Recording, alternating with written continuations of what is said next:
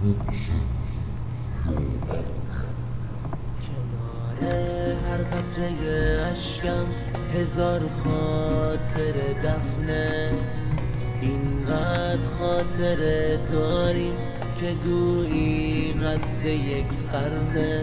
گلو می سوزه از عشق، عشقی که مثل زهره، ولی بی عشق تو هر دم خنده با لبهای من قهره.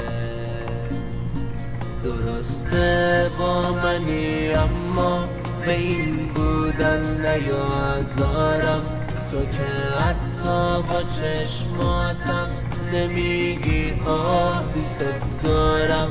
اگه گفتی دوست دارم فقط بازی لبات بود، وگرنه رنگ خودخواهی نشسته توی چشمات بود.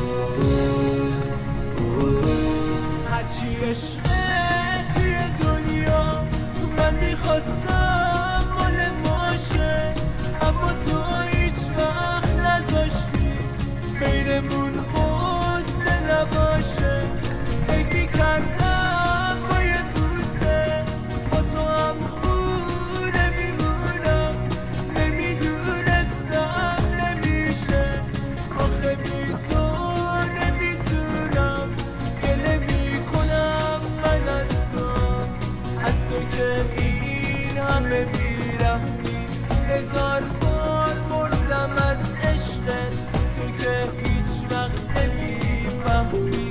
گله میکنم من از تو که این همه بیرحمی. هزار بار مردم از عشقت، تو که هیچ وقت نمیفهمی.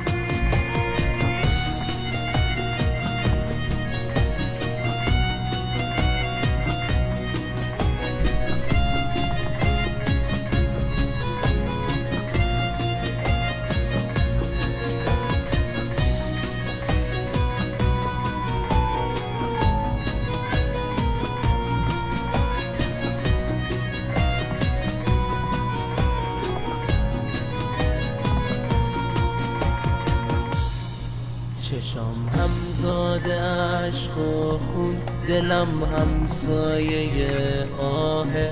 زمون گرگ و عشق تو شبیه مکر روباهه.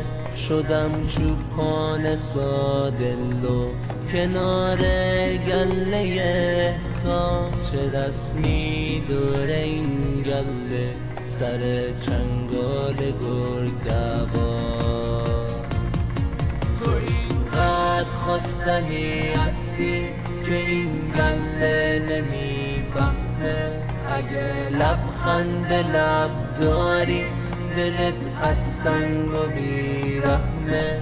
ببخش خوبم اگه این عشق حیله تو رو کرد.